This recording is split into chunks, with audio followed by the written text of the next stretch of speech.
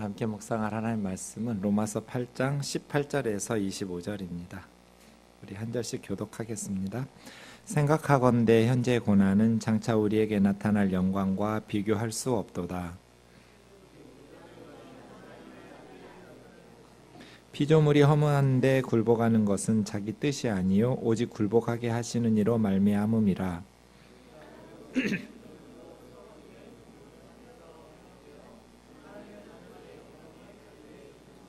피조물이 다 이제까지 함께 탄식하며 함께 고통을 겪고 있는 것을 우리가 아느니라.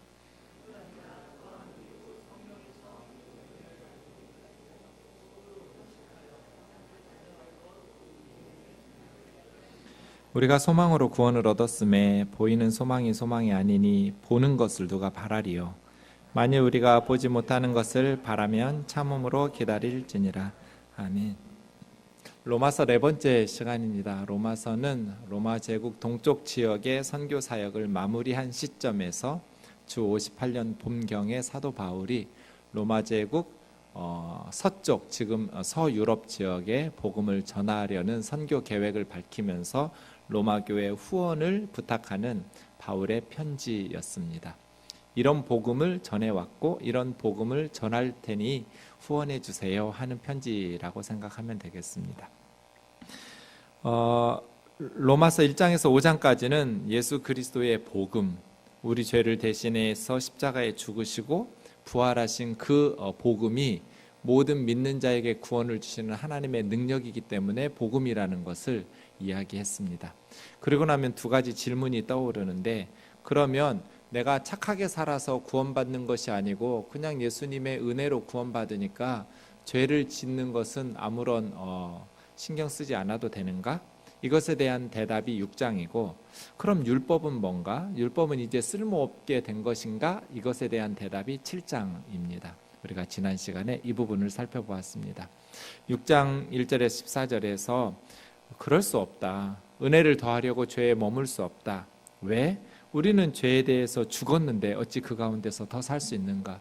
예수님을 믿는다는 것은 예수님의 십자가의 죽으심과 연합해서 함께 죽은 것이고, 그런데 예수님이 죽으신 것은 죄 때문에 죄를 향해서 죽으신 것이고, 예수님과 함께 우리는 무덤에 들어가서 장례식도 치러졌고, 그 예수님이 부활하여 무덤 밖으로 나올 때에는 이제 부활하신 주님이 하나님을 위해서 사시려고 부활하신 것처럼 우리도 예수님의 부활과 연합했다면 이제부터 우리는 예수님의 하나님을 향해서 살아계신 그런 부활에 동참해야 되는 것인데, 죄에 대해서 죽은 우리가 어떻게 더 죄 가운데 살 수 있느냐? 예수님을 믿은 우리는 당연히 이제는 죄에 머물러 있을 수 없다는 것입니다.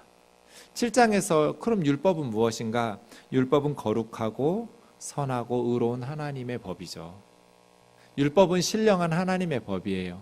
문제는 우리가 율법이 선하지만 율법의 말씀대로 순종해서 살지 못하는 것이죠.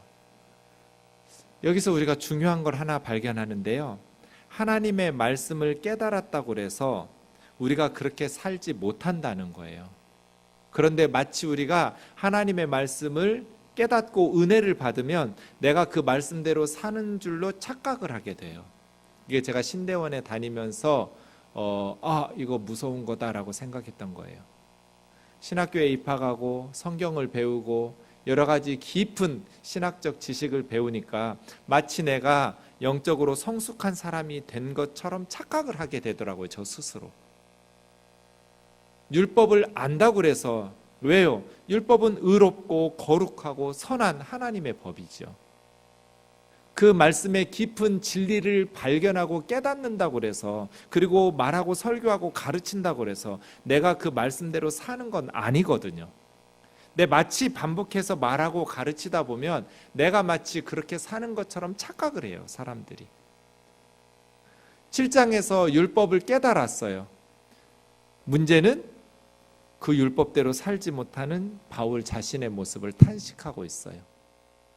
그래서 바울은 내가 한 법을 깨달았다고, 내 마음의 율법을 깨닫게 되면 그 율법대로 거룩하고 정의롭고 착하게 살고자 하는 마음이 생기지만 그 선한 마음 안에 내 속에 또 죄의 욕구가 있어서 그 율법을 범하고 오히려 율법에서 금지시키는 것은 더 하고 싶고 율법에서 하라는 것은 더 하기 싫은 그러한 내 속에 죄성이 있다라는 것을 발견해서 내가 죄의 법 아래로 질질 끌려가고 있는 자신의 모습을 바울은 탄식했습니다.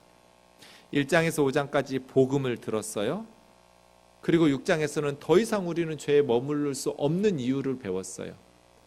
그리고 7장에 거룩한 정의로운 선한 하나님의 법대로 순종하여 살아야 되는데 내가 그렇게 살지 못하는 내 속에 죄의 법이 있어서 나를 죄의 종로로 타도록 질질 끌고 가고 있는 나 자신의 모습을 탄식했어요. 그럼 어떻게 할까요? 예수님을 믿기 전에는 죄의식이 없었어요. 남들도 다 그렇게 사니까. 그런데 예수님을 믿고 나니까 이제 예전에는 몰랐던 괴로움과 고통이 시작돼요. 하나님의 말씀을 배우고 나니까 이게 죄였구나. 하나님의 말씀에 자책이 생겨요. 하나님의 말씀대로 우리가 그대로 사라지는 게 빨리빨리 되면 고통스럽지 않을 텐데 알긴 아는데 그대로 살지 못하니까 괴로운 거예요. 그래서 오히려 예수님을 믿고 기쁘기보다는 처음에 좀 잠깐 기쁜 것 같다가 이제는 고통이 시작되는 거예요. 괴로움이 시작되는 거예요. 예전에는 세상의 방식대로 사는 게 아무렇지도 않았어요. 당연하게 여기며 살았어요. 그런데 이제 그게 죄래요. 하나님의 말씀의 방식대로 의롭고 거룩하고 경건하고 착하게 살래요. 근데 안 돼요. 안다고 그래서 그렇게 사라지면 얼마나 좋을까요? 알았지만 그렇게 살지 못해요. 다시 태어나고 뭐 이런 거 없어요. 우린 윤회설을 믿지 않으니까. 근데 저한테 다시 태어날 수 있어서 너 뭐 할래? 이렇게 물으신다면 전 고민할 것 같아요. 왜 고민하냐면 목회하는 거 너무너무 기쁘고 보람 있는 일이에요. 직장 생활하는 게 얼마나 힘들어요. 집사님들이 저한테 목사님 힘드시죠? 그러면 저는 목사가 뭐가 힘드냐고. 여러분이 힘들지. 직장 생활하는 성도님들이 힘들지 목사가 뭐가 힘들어요? 그래도 새벽부터 나오시고 그 대신 출근이 늦지 않냐고. 목사만큼도 안 힘들게 사는 사람이 세상에 어디가 있냐고. 어느 직장 생활이 목사만큼도 안 힘드냐고. 믿지 않는 세상에서 믿음 지키면서 살아내는 게 힘들죠. 목사님들은 믿는 사람들하고 같이 어울려서 사는 게 뭐가 힘들어요. 그래서 목사 또 한다고 하고 싶을 것 같아요. 선택할 수 있다면. 근데 저의 결론은 안 할 것 같아요. 고민하다가 목회를 안 한다고 선택할 것 같아요. 왜냐하면 괴로워요. 성경을 많이 연구하고 기도하니까 알게 됐어요. 그리고 설교는 저기 앞에 가고 있어요. 그런데 저 뒤에서 변하지 않는 한 인간이 너무너무 지렁이보다도 더 느리게 변하지 않는 내 모습이 너무 괴로워요. 그래서 안 할 것 같아요. 여러분 어떻게 생각하실지 모르겠어요. 하나님의 뜻을 알았어요. 하나님이 무엇을 기뻐하시는 줄 알았어요. 그런데 그렇게 살기 싫어요. 그런 내 모습. 그리고 그렇게 살기를 원해도 그렇게 살지를 못해요. 이게 7장이에요. 어떻게 할까요? 발버둥치고 노력해도 안 돼요. 바울이 안 되면 안 되는 거예요. 바울 같은 사람이 길을 쓰고 노력을 하는데 안 됐어요. 그럼 우리는 못하는 거예요. 율법을 깨달아 알았어요. 지극히 선한 하나님의 뜻을 알았어요. 길을 쓰고 다짐을 하고 결심을 하고 말씀대로 살려고 발버둥을 쳐요. 근데도 안 돼요. 어떻게 해야 될까요? 생명에 이르게 해야 될 그 율법이 왜 우리에게서 도리어 괴로움이 되고 사망에 이르는 결과를 나타내게 될까요? 그럼 우리는 어떻게 살아야 될까요? 8장 1절 2절 같이 읽죠. 시작. 그러므로 이제 그리스도 예수 안에 있는 자에게는 결코 정죄함이 없나니 이는 그리스도 예수 안에 있는 생명의 성령의 법이 죄와 사망의 법에서 너를 해방하였습니다. 성령의 법이 시작돼요. 그게 8장이에요. 6장 더 이상 죄에 머물 수 없다. 7장 율법은 지극히 선하고 거룩하고 영적이다. 그래서 지켜야 되는데 우리가 못 지킨다. 그럼 어떻게 해? 8장 성령. 인간의 결심과 다짐으로 훈련으로 되는 것이 아니라 성령의 도우심을 힘입어야 된다는 거예요.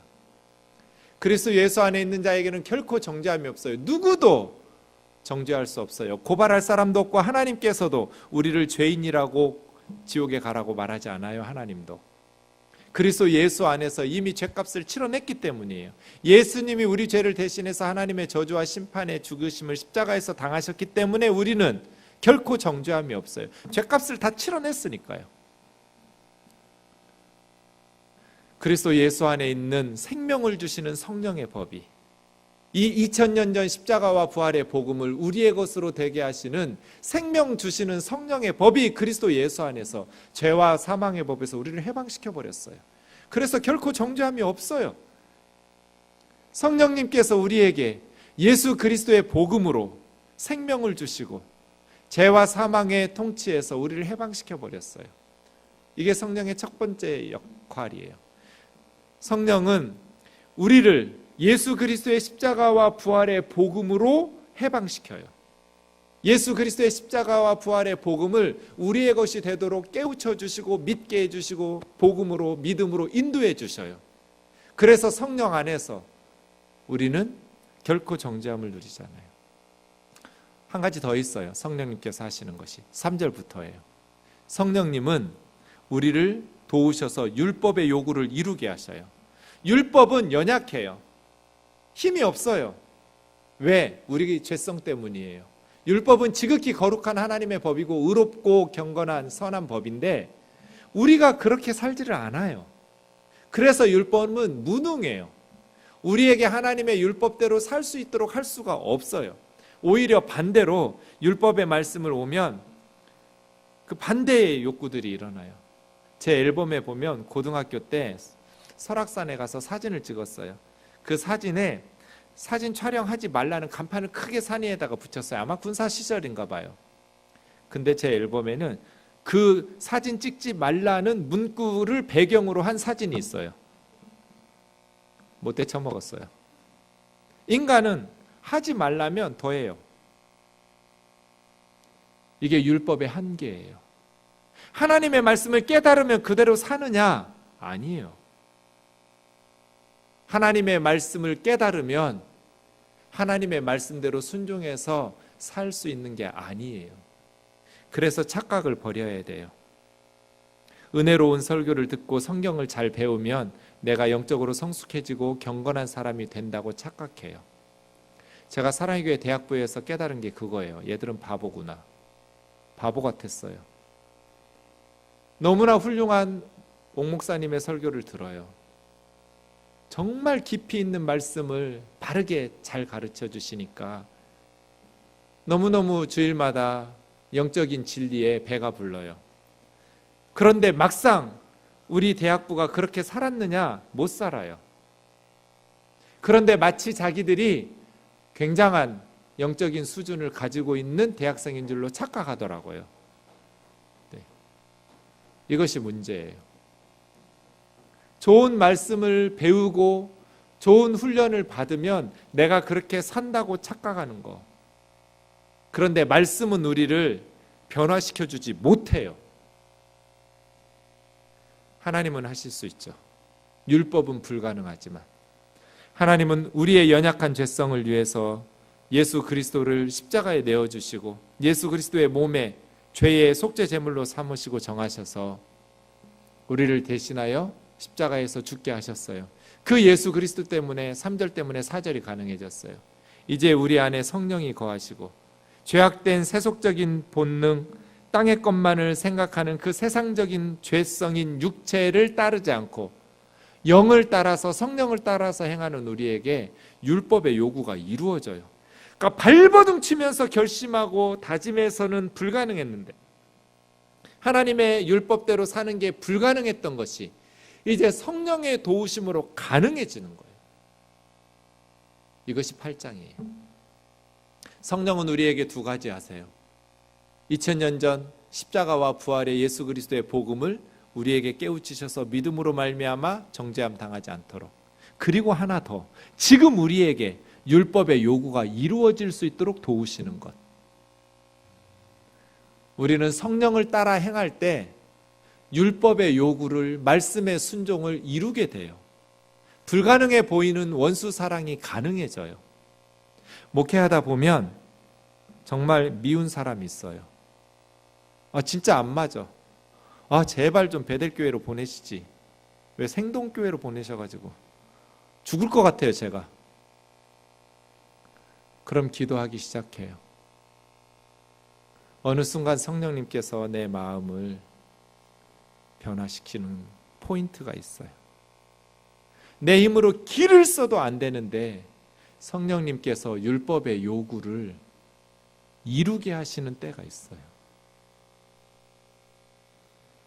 그래서 성령이에요. 어떻게 우리는 성령을 따라 살까요? 5절에 보면 생각이에요. 생각. 육신을 따르는 사람은 육신의 일을 생각하고 성령을 따르는 사람은 성령의 일을 생각해요. 육신의 생각의 결론은 사망이지만 성령의 생각의 결론은 평안과 생명이에요. 그래서 우리는 어떻게 성령을 따라서 하나님을 기쁘시게 하면서 살아갈까를 생각해야 돼요. 생각부터 바뀌는 거예요. 성령을 따라 사는 삶은 하나님을 기쁘시게 하는 삶으로 생각이 바뀌는 거예요. 골로새서 3장 1, 2절 있는 말씀처럼 말이에요. 위의 것을 찾으라는 거예요. 땅의 것 찾지 말고 위의 것을 생각하면서 사는 것. 생각의 변화예요. 땅에 사는데 땅의 것만 생각하지 않고 땅에 살면서 위의 것을 바라보고 위의 것을 찾아가는 삶을 사는 거예요. 이런 생각의 변화 말이에요. 우리 집사님이 가난한 집에서 태어났어요. 두 내외가. 그래서 이분들의 목적은 세상에서 돈 많이 벌어서 성공하는 거예요. 그런데 아이를 잃었어요. 하나밖에 없는. 무남 동료가 질병으로 떠났어요. 그리고 생각이 달라졌어요. 그 전에는 땅의 것만 생각했어요. 길을 쓰고 성공하려고 쉼 없이 일했어요. 그런데 그 모든 이룬 것을 물려받아야 될 아이가 세상을 떠난 후에 이 두 내외의 생각이 달라졌어요. 위의 것을 찾기 시작했어요. 제가 그렇게 설교했거든요. 우리 빨리 천국에 갈 수 있었으면 좋겠다고. 그래서 하늘에 있는 그 녀석 다시 얼른 만날 수 있었으면 좋겠다고. 그런데 그러기에 우리 너무 젊다고. 하지만 그 아이 다시 만났을 때 그 아이가 나를 자랑할 수 있게 나는 목회할 거라고. 이분이 우리 목사님이었어. 천국에 있는 먼저 간 성도들에게 이분이 우리 목사님이었다고. 그렇게 그 아이가 자랑할 수 있는 목사 되고 싶다고. 그러니 엄마 아빠도 그렇게 살라고. 이분이 우리 아빠였어. 땅에 있을 때 이분이 우리 엄마였어. 자랑할 수 있는 인생을 우리 살아가자고. 위의 것을 찾으면서 땅의 일을 생각하지 말고 위에서 다시 만날 주님을 생각하면서 살아가자고. 생각이 바뀌기 시작해요. 성령의 사람들은 땅에서 사는데 땅의 것을 생각하지 않고 위의 것을 생각하기 시작해요. 영원한 것을 생각하기 시작해요. 그래서 성령을 따르는 사람들이 율법의 요구가 이루어지기 시작해요. 길을 쓰고 발버둥치고 결심하고 다짐해도 안 되던 것들이 가능해져요. 육신을 따르는 사람들은 사망의 결과를 낳지만 성령을 따르는 사람들은 생명과 평안의 열매들을 맺으면서 살아요. 그 성령의 도우심 속에서 우리에게 이어지는 교훈이 본문이에요. 16절 17절 먼저 있죠. 8장 16절 17절이요. 시작. 성령이 친히 우리 영과 더불어 우리가 하나님의 자녀인 것을 증언하시나니 자녀이면 또한 상속자 곧 하나님의 상속자요 그리스도와 함께한 상속자이니 우리가 그와 함께 영광을 받기 위하여 고난도 함께 받아야 할 것이니라. 아멘. 성령이 우리의 영과 더불어 우리가 하나님의 자녀라는 것을 증언해줘요. 제가 귀신 들린 분을 축사한 적이 있어요. 전에 섬기던 교회에서. 그런데 이분이 기도하고 나사렛 예수 이름으로 이제 귀신이 나가기 직전인데요. 하나님 아버지를 따라하도록 하는데 이 귀신이 하나님 아버지를 따라하지 못하게 하는 거예요. 한 20년 이상 예수님 믿은 분이에요. 그런 여집사님이었는데 하나님 아버지 따라하라고. 하나님 아버지. 근데 하나님 아버지를 못 부르게 해요. 귀신이. 하나님을 아버지라고 부르지 못하게 해요. 그래서 우리가 다시 기도하고 또 사탄을 정죄하고 그러면서 나중에 귀신이 나가고 나사렛 예수의 이름으로. 그리고 나서 하나님 아버지, 우리 시어머니를 용서하고 우리 남편을 용서하고 그러한 기도들을 따라하는 게 가능해졌어요. 죽어도 못해요. 하나님 아버지라고 못 부르게 해요. 성령이 친히 우리 영과 더불어 우리가 하나님의 자녀라는 것을 증언하셔요. 그래서 우리가 하나님 아버지라고 불러요. 걸어가는 사람들에게 하나님 아버지라고 부르라고 해서 절대로 못 불러요. 우리 아버지 집에 있다고 그래요. 성령이 우리 영과 더불어 하나님을 아버지라 부를 수 있도록. 하나님 아버지고 우리가 하나님의 자녀라면 하나님의 상속자예요. 하나님 나라의 상속자. 하나님의 상속자 그리스도와 함께 천국을 유업으로 받는 그리스도와 함께 상속자가 돼요. 만일 그렇다면 우리가 그리스도와 함께 천국의 유업을 받기 위해서 그리스도와 함께 고난도 받아야 된다. 왜 그리스도인들은 이 세상에서 고난을 받아야 될까요? 왜 하나님 나라를 상속하기 위해서 고난을 이 세상에서 받아야만 할까요? 예수님이 말씀하신 적이 있어요. 요한복음 17장 기도에서 하나님께 예수님 기도하시면서 내가 아버지의 말씀을 그들에게 주어서 세상이 그들을 미워하기 시작했다고. 왜? 내가 세상에 소속되지 않은 것처럼 내 제자들도 세상에 속하지 않았기 때문에. 왜 우리가 고난을 받아야 되는가? 이 세상에서 살면서 우리가 이 세상에 속하지 않았기 때문이에요. 이 세상의 일들을 칭찬하지 않기 때문이에요. 그래서 요한일서 3장 13절에서는 형제들아 세상이 너희를 미워할 때 이상하게 여기지 말라고 그래요. 그거 당연한 거니까. 세상이 너희를 미워하는 거는 이상한 일 아니다. 당연한 일이다. 왜요? 우리는 세상에 속하지 않았고 세상이 자기들 것이 아니니까 미워하는 게 당연하다는 거예요. 그래서예요. 우리가 하나님을 아버지라고 부르고 하나님의 자녀라면 하나님의 상속자 그리스도와 함께한 상속자인데 그리스도와 함께 상속받기 위해서 그리스도와 함께 고난도 받아야 된다. 예수님이 받으셨던 것처럼 우리는 세상에 속하지 않았으니까 세상에게 미움을 받는 것은 이상한 일이 아니라는 거예요. 그 다음 그럼 어떻게 할까요? 18절이죠. 시작. 생각하건대 현재의 고난은 장차 우리에게 나타날 영광과 비교할 수 없도다. 생각하건대, 생각하라는 거예요. 고난이 있을 때, 어려운 일이 있을 때 뭘 생각해요? 지금 현재의 고난과 장차 우리에게 나타날 영광을 생각하면서 비교해 보라는 거예요. 비교해 봐라. 바울은 끊임없이 비교했던 비교의 명수 같아요. 현재 엄청난 고난을 받았어요. 수없이 매맞고요. 사람들이 돌 던져서 죽은 줄 알고 성 밖으로 집어 던지고요. 감옥에도 여러 차례 갇히고요. 복음을 위해서 현재의 고난이 바울에게 흘러 넘쳤어요.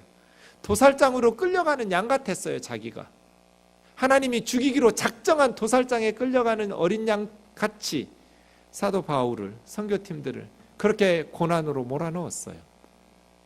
그때마다 바울은 장차 나타날 영광하고 비교해 보는 거예요. 지금 내가 당하고 있는 고난과 장차 나타날 영광을 비교해 보는 거죠. 그럼 어떻게 돼요? 아무리 매맞고 굶주리고 헐벗고 유대인들에게, 동족들에게 매국노처럼 욕 얻어 먹어도 비교가 안 돼. 장차 내가 천국에서 하나님 나라를 상속받아서 하나님 앞에 섰을 때 내가 누릴 장래의 영광과 지금 당하고 있는 고난은 아무리 그 고난이 힘들어도 비교할 수가 없지. 장차 나타날 영광이 너무 크니까 말이에요. 그래서예요. 사랑하는 형제 자매 여러분, 비교하세요. 예수님도 히브리서 12장 1, 2절에서 비교하셨어요. 그 앞에 있는 기쁨을 위해서, 이건 장차 나타날 영광이에요. 십자가의 부끄러움을 참았어요. 비교해 본 거예요. 예수님이 십자가의 고난, 현재의 고난과 그 십자가를 겪고 나면 장차 오게 될 기쁨을 비교하신 거예요. 비교할 게 없어요. 비교가 안 돼요. 그래서 주님은 십자가의 부끄러움을 참으신 거예요. 이 땅에 살면서 우리가 성령을 따르고 성령의 인도하심 따라서 예수님의 제자답게 살려면 비교하면서 생각해야 돼요. 제럴드 시저 목사님이 있어요. 하나님의 뜻이라는 책을 썼어요. 말씀을 전하고 가는 운전 중에 본인이 운전하고 있었는데 음주 위반자가 중앙선을 넘어와서 이 차를 받았어요. 그 차에 6명의 가족이 타고 있었는데 그 자리에서 3명이 죽었어요. 아내, 아이 1명, 어머니, 그리고 자기하고 2 아이만 살아남았어요. 너무나 오랫동안 고통스러웠어요. 하나님이 밉고 싫었어요.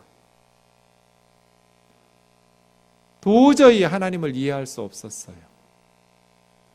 그런데 비교를 했어요. 그 순간 제럴드 시자가 어느 날 내가 하나님을 버리고 원망하면서 내가 살고 싶은 대로 사는 것과 그럼에도 불구하고 하나님을 붙잡고 예수 그리스도 안에서 사는 것을, 미래를 비교해 보았어요.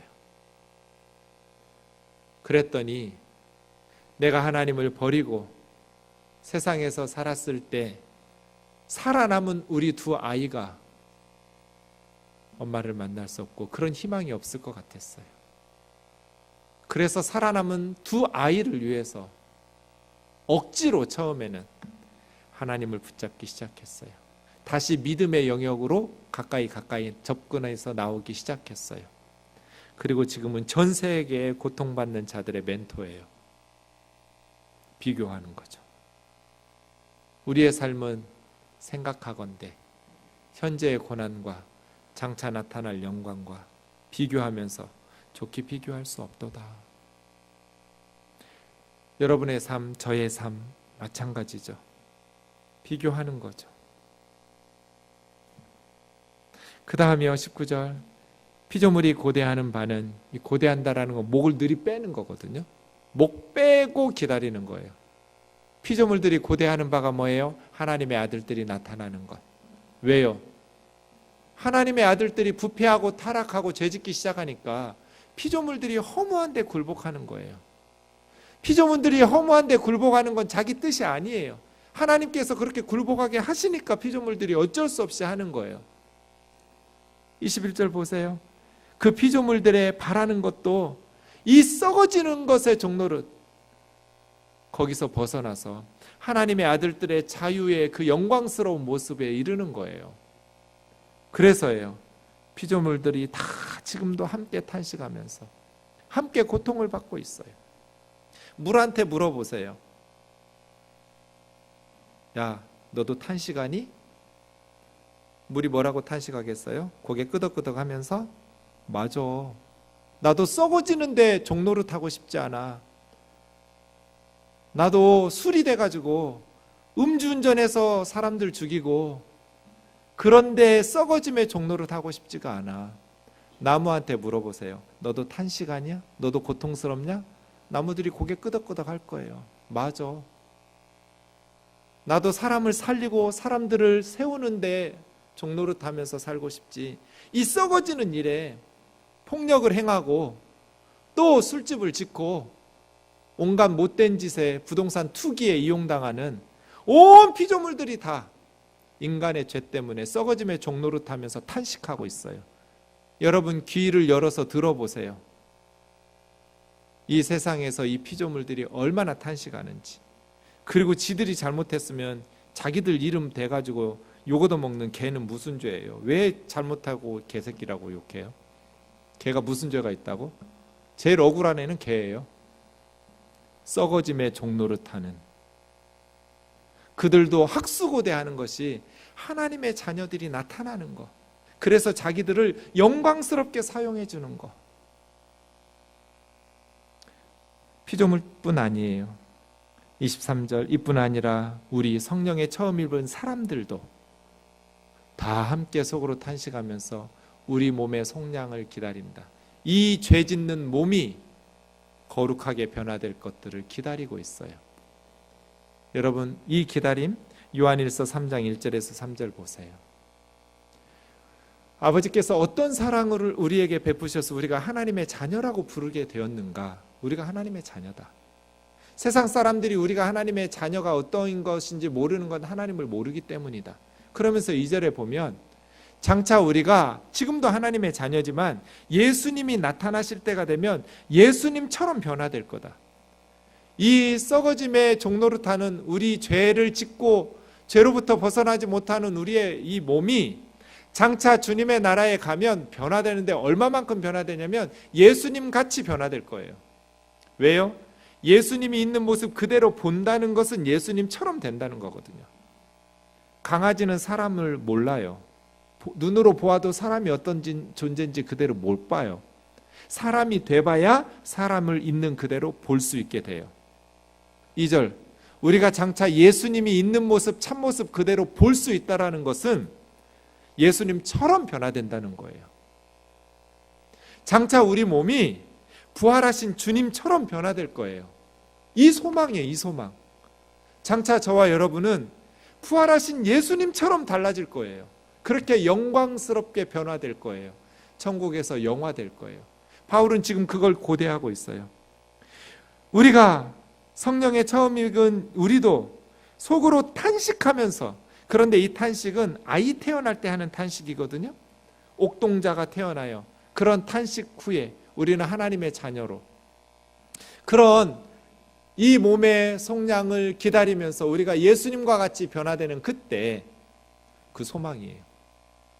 더 이상 죄짓지 않고 거룩하고 정의롭고 착하게 하나님의 자녀답게 하나님의 백성답게 예수님처럼 변화된 우리가 천국에서 그렇게 살 거예요. 이걸 기다려요. 이걸 소망하고 있어요. 죄짓지 않는 그날을 소망해요. 요한은 이 소망 가진 자마다 예수님이 깨끗하시게 하심과 같이 우리 자신을 깨끗하게 한다고 그랬어요. 다시 로마서 8장으로 오시면 우리가 이 소망 안에서 믿음으로 구원을 받았어요. 그러니 보이는 소망은 소망이 아니에요. 보이는 걸 누가 바라고 소망해요? 다 이루어진 건데.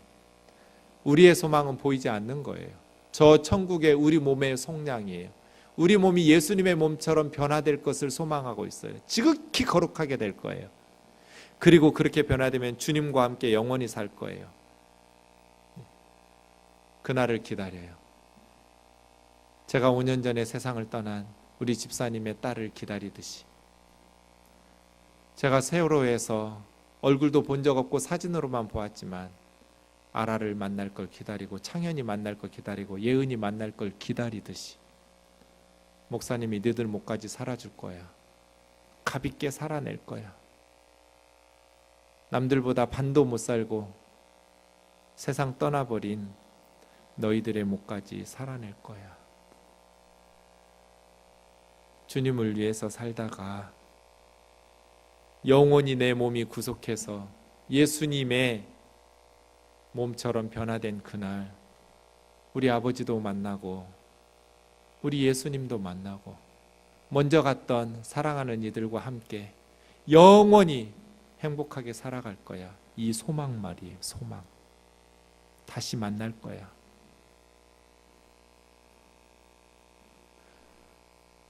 이 소망을 가진 자들은 참고 기다려야 돼요. 믿음 안에서 비교하면서 참고 기다려야 돼요. 사랑하는 형제자매 여러분,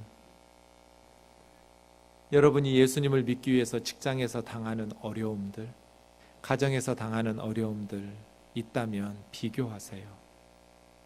참고 기다리면서 내가 이 믿음을 지켜서 나의 달려갈 길을 다 달린 후에 주님 다시 만난 후 주님께서 칭찬하실 그 시간을 바라보면서 비교하고 생각하고 기다리고, 그럼 지금 내가 이 땅에서 어떻게 살아야 되는지 답이 나와요.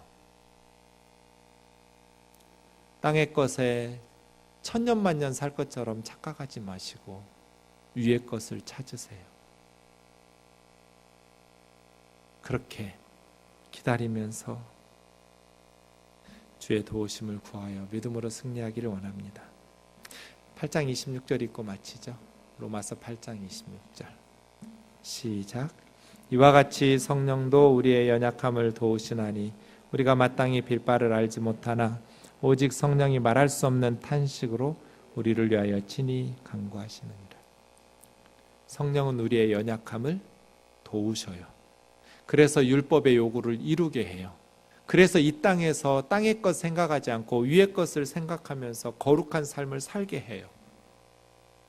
성령이 우리를 도우셔서 우리는 뭘 기도해야 되는지 마땅히 기도하는 것을 알지도 못하지만 친히 성령님께서 우리의 기도를 도우시고 우리를 위해서 기도해 주시면서 우리가 예수님의 제자답게 예수님의 자녀답게 살아갈 수 있도록 도와주세요. 내 결심으로, 내 의지로, 내 믿음과 내 기도로가 아니라 연약한 우리가 성령의 도우심으로 이 땅 가운데에서 믿음으로 승리하며 살아갈 수 있기를, 그래서 저와 여러분의 하루하루가 값지게 사라질 수 있기를 원합니다.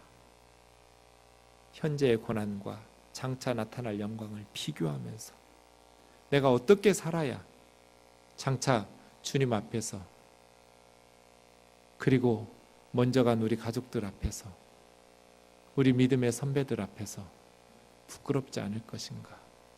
바울은 그걸 비교해 가면서 하나님께서 그에게 주신 믿음의 경주를 승리하면서 달려갔습니다. 우리도 그러할 수 있기를 원합니다. 찬양하고 기도합시다.